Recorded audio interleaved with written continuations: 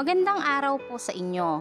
Narito na po ang ikatlong yugto ng ating kwento, ang nakaraan.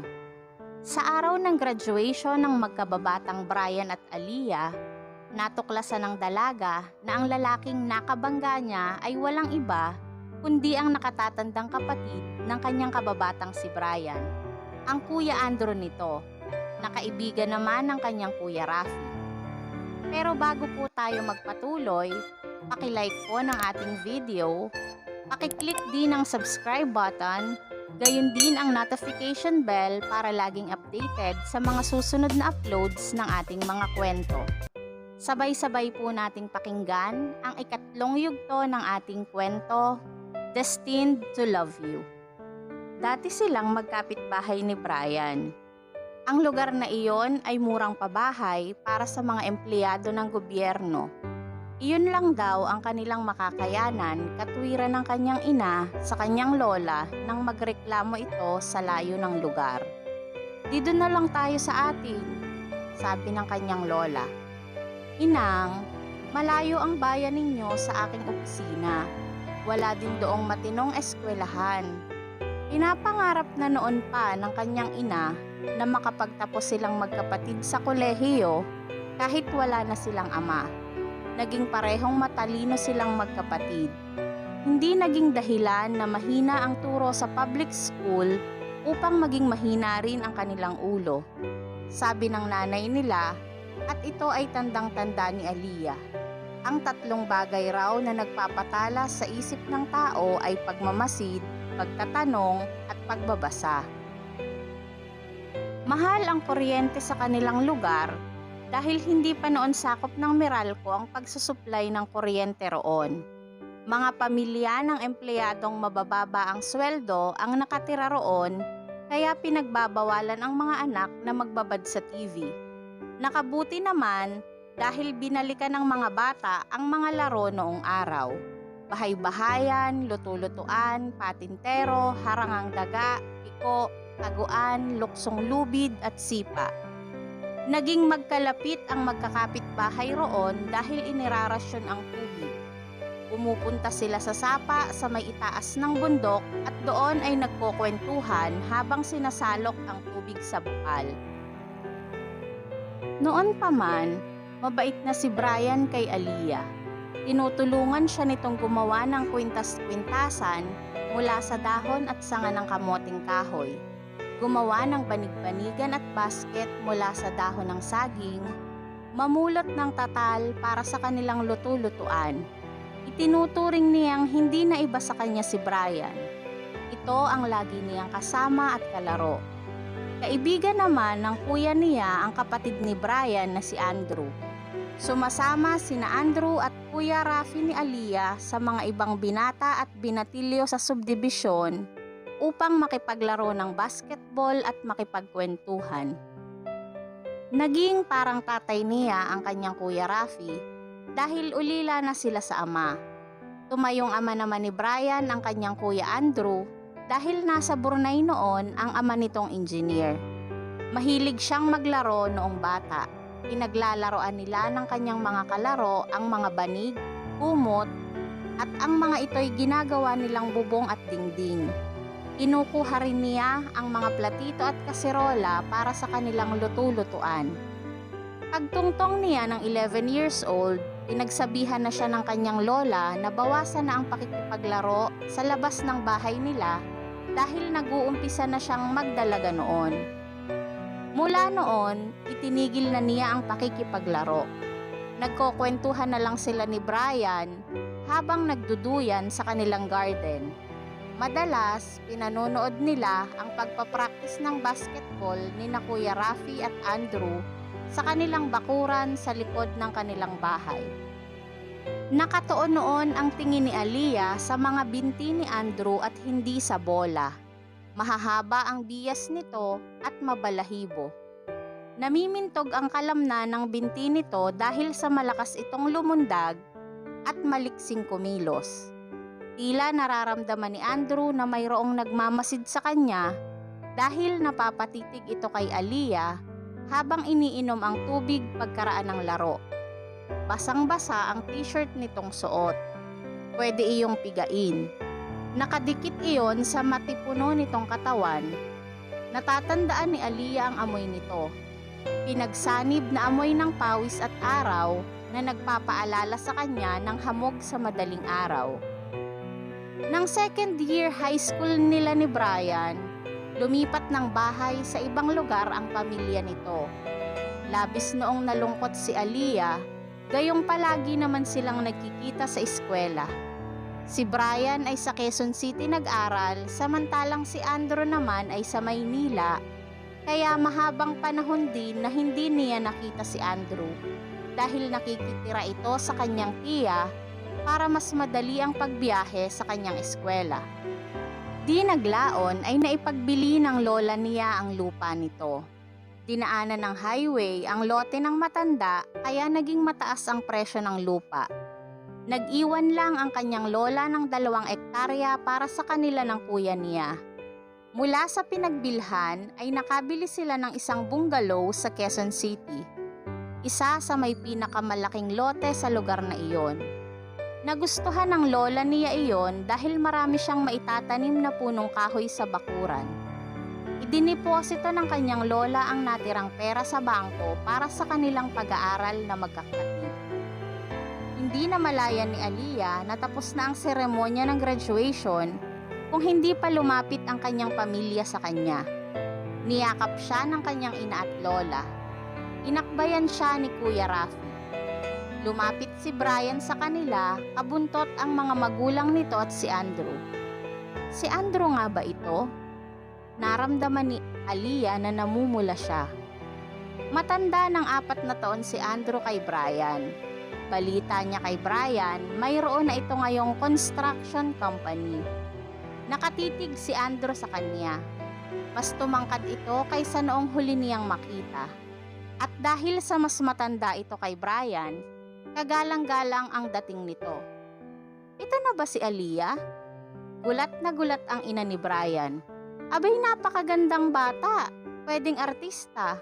Wala pa bang lumalapit sa iyong talent scout?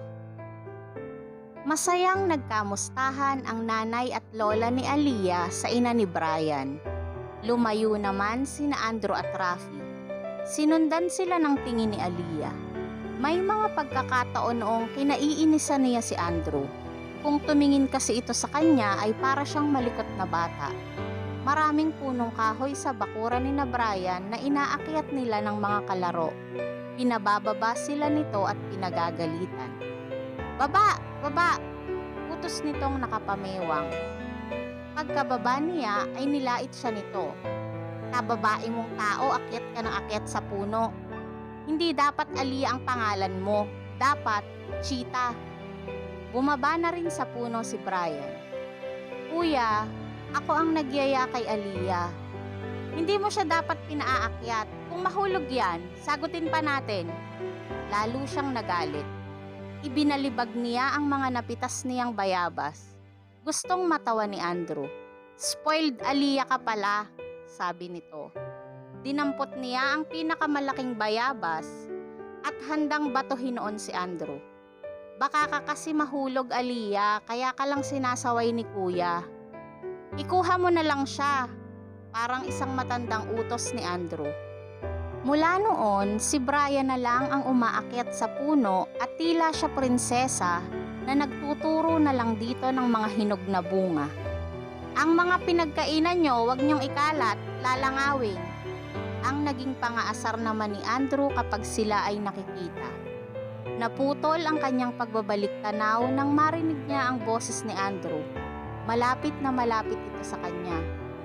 Sorry kanina, matapat na sabi nito. Hindi ko nahintay na iabot mo ang cellphone. May hinihintay kasi akong mahalagang tawag. Sorry din, nasabihan kita ng bastos. Saan mo balak magtrabaho?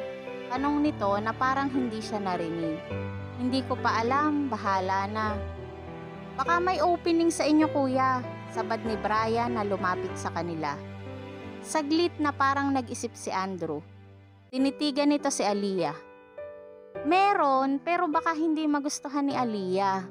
Maski ano, giit ni Brian. First job lang naman niya, para lang makakuha siya ng experience. Hahanap na lang ako sa classified ads, malamig na sabi ni Aliyah. Hinilan niya ang kamay ng kaibigan. Halika, picture taking tayo ni na Bianca. Bakit? Ayaw mo kina kuya? Tanong ni Brian nang malayo-layo na sila. Ano ka? Di ba galit nga sa akin ang kuya mo dati pa? Tumawa si Brian. Wala yun, sus. Ang tagal na nun at mga bata pa tayo. Nakalimutan na ni kuya iyon. Hindi ganon si kuya. Ang bait-bait kaya nun. Hindi kumibo si Aliyah. Malaki na kasi ang kumpanya ni na kuya. Sosyo sila ni dad. Hanggang overseas may mga project sila. Ba't hindi ikaw? Mag-aaral ulit ako. May tanong na tumingin si Aliyah sa kaibigan. Maglolo ako, taimtim na sabi nito. Pamparami ng manloloko. Hindi yata, tanggi ni Brian. Nilakahan nito ang boses at pabirong, ipagtatanggol ko ang mga naaapi. Os, tumawa si Aliyah. Sinundan niya ang pagkikengkoy ng kaibigan. Nilakahan din niya ang boses. Baka naman pawawalang sala ko ang mga may kasalanan. Tawanan sila ng tawanan at hindi napansin ang paglapit ng kanilang mga kaibigan. May secret joke kayo ha? Tukso ni Bianca. Ewan ni Aliyah pero nahimigan niyang may bahid pagsiselos ang boses ni Bianca. Agad ding nawala ang ganoon niyang hinala nang hilahin siya nito para kunan sila ng litrato ni Brian. Masaya silang nagkuhanan ng litrato. Yakapan, biruan. Saglit na nawawala ng kibo, natatauhang magkakalayo-layo na sila. May namuong luha sa kanilang mga mata na pinagtatakpan ng kanilang tawanan. Kita-kits pa rin tayo ha, sabi ni Bianca. Isa-isang tinitingnan ni Aliyah ang mga kaibigan. Ngumiti siya kay Brian na nakatitig sa kanya. Lumapit kay Brian ang kanyang ina. Ipinakilalang isa-isa ni Brian ang barkada sa mga magulang. Punta kayo sa bahay sa linggo, sabi naman ng ina ni Brian sa bawat isa. Iho, mauna na raw ang kuya mo at may meeting pa siya. Lumapit si Andrew, inakbayan ng kapatid. Tol, una na ako, kita na lang tayo sa bahay mamaya. Tumingin ito sa kanya. Aliyah, see you. Nginitian din ito ang barkada ni Aliyah at sinabi, see you guys. Sabay-sabay na lang tayo, sabi ng ina ni Brian. Matapos magpaalam si Brian kay Aliyah at mga kaibigan, umalis na sila ng kanyang pamilya. Who's that? Kalabit ni Mia kay Aliyah. Kuya ni Brian. Now I know, sabi ng piliyang si Bianca. Kaya pala like a brother lang ang turing mo kay Brian, ang gorgeous niyang kuya ang target mo. Namula si Aliyah. Bigla siyang nagpaalam sa barkada. Mabilis pa sa 4:00 siyang lumayo. Ayaw niyang tuksuhin siya ng mga ito kay Andrew. Si Andrew nga kaya ang dahilan kung bakit wala siyang nakikitang palatandaang mahal niya si Brian. Bigla siyang natakot. Iiwasan niyang magsalubong pa ang landas nila ni Andrew. Pangako niya sa sarili. Pero mula ng araw ng graduation, hindi na naalis si Andrew sa kanyang isipan. Nasa katauhan ni Andrew ang hinahangaan niya sa isang lalaki. Matikas, matalino, may magandang trabaho. Gayunpaman, taglay rin ito ang kinaiinisan niya sa isang lalaki. Super yabang. Ayaw sana ni Aliyah na magpunta sa bahay ni na Brian. Iniiwasan niyang magkita silang muli ni Andrew. Mula nang lumipat si na Brian, hindi pa siya napunta sa bahay ng kaibigan. Kahit anong yaya ni Brian, hindi siya nagpupunta, gayong palagi itong nagpupunta sa kanilang bahay. May hang-up pa rin siya na ang lalaki ang dapat dumadalaw sa bahay ng babae at hindi vice versa. Pero hindi siya makakaiwas ngayon. Usapan ng barkada na dadalo sa blowout ni Brian na gaganapin sa bahay nito. Malaki pala at maganda ang bahay ni na Brian. Maluwang din ang bakuran. Ayon kay Brian, nabili raw nila iyon na lumang bahay at nirenovate lang ng kanyang Kuya Andrew. Naroon silang magkakaibigan sa terrace at nagbibiroan. Kasalukuyang tinutokso sina Brian at Aliyah ng mga kaibigan nang dumating si Andrew. Pinaglipat nito ang tingin sa kanila ni Brian. Agad namang ipinakilala ni Brian kay Andrew ang mga kaibigan, pwera syempre si Aliyah dahil magkakilala na sila. "Ba't di mo pa kilala ang girlfriend mo?" Tukso ni Bianca. May tanong sa matang tumitig si Andrew kay Aliyah, nang hihingi ng kumpirmasyon o pagtanggi. Alam niyang namumula na siya. Tumawa si Brian.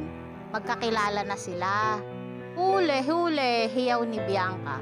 "Kamu, inamin mo rin?" Bago makasagot si Brian, niyaya sila ng ina nito sa hapagkainan. "Dulog na mga bata, kayo lang naman ang bisita." Kasalo nilang kumain si Andrew at ang ina nito. "Wag mahihiya, kuha kayo." Malugod na alok ng ina ni Brian.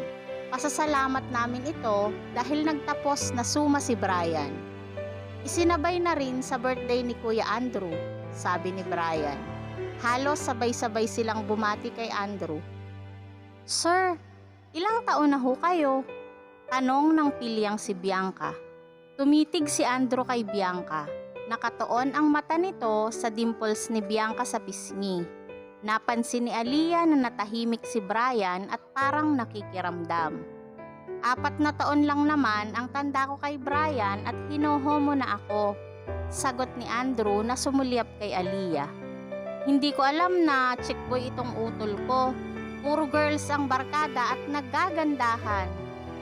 "Si Aliyah lang ho ang chicks niya," tanggi ni Bianca. "Eto nga, pinakikilala na niya sa pamilya.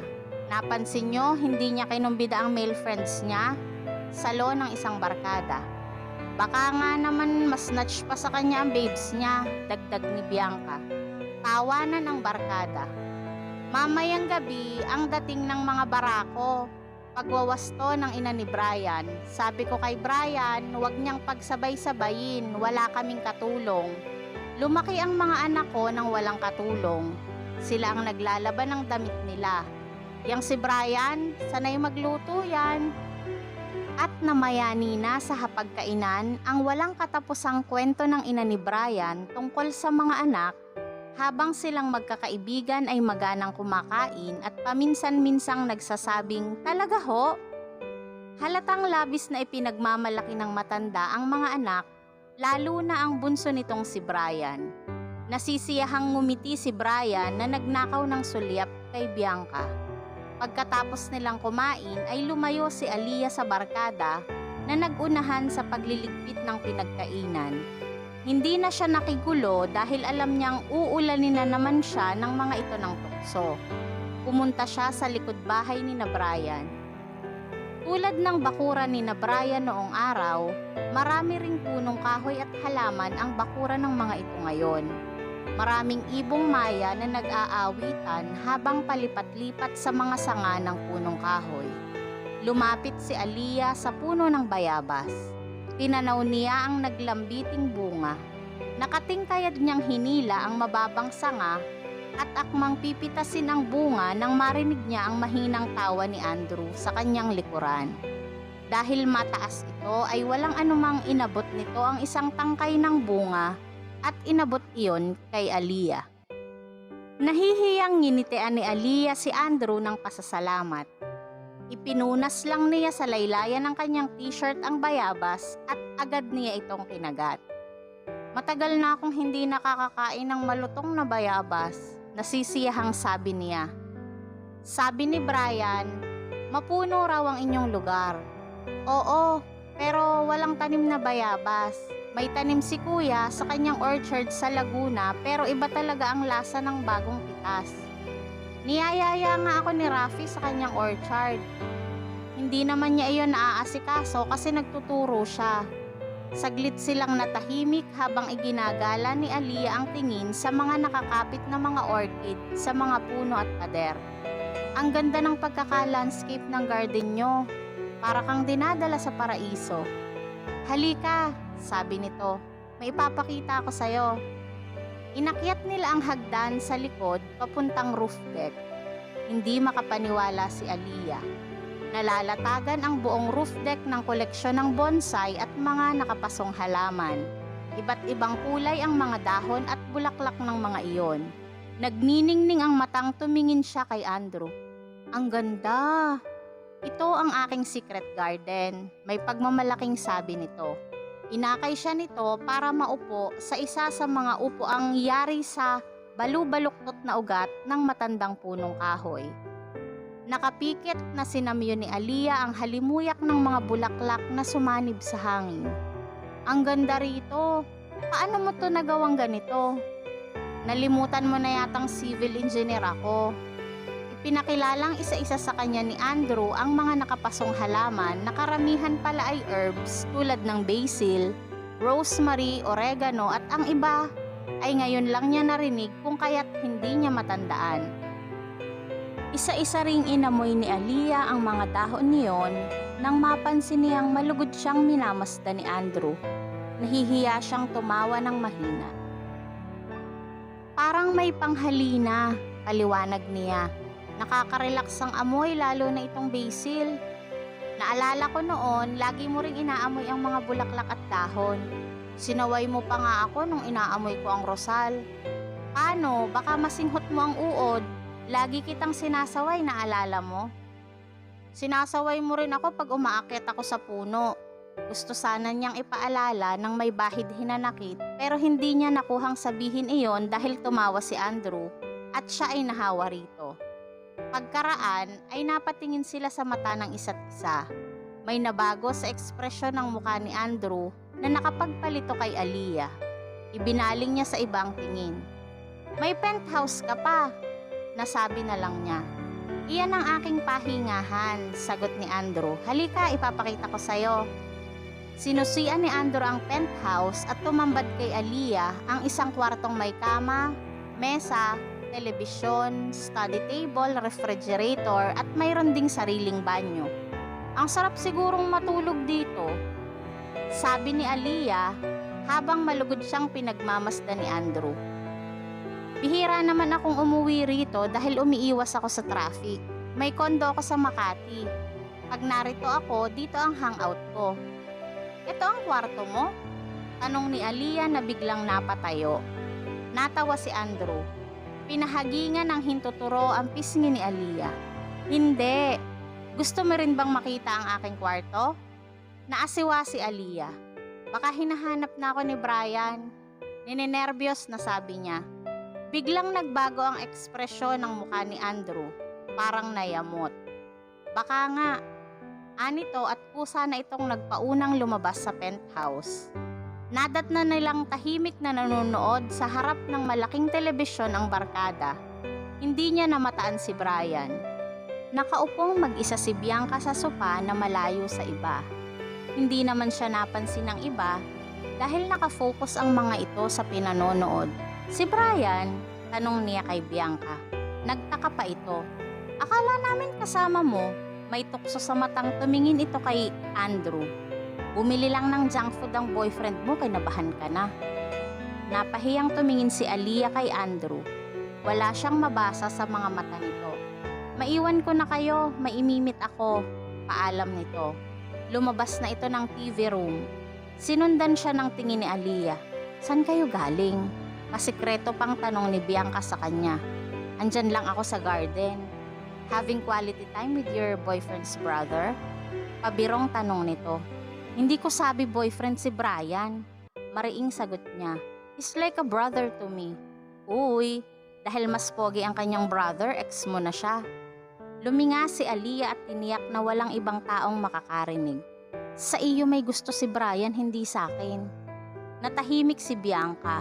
Nakiramdam si Aliyah kung nagalit ang kaibigan. I swear, friends lang talaga kami ni Brian kasi sa'yo siya may gusto. Hindi umimik si Bianca.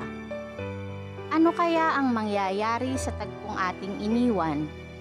Tama nga kaya ang hinala ni Aliyah na si Bianca ang gusto ng kanyang kaibigang si Brian? Sana po ay samahan niyo akong muli sa susunod na yugto ng ating kwento. At bago po ako tuluyang magpaalam, Nais ko pong mag-iwan ng aking quote of the day. Sometimes, life doesn't give you what you want, not because you don't deserve it, but because you deserve something better. Maraming salamat po sa pakikinig. Hanggang sa muli po. Keep safe everyone, and God bless.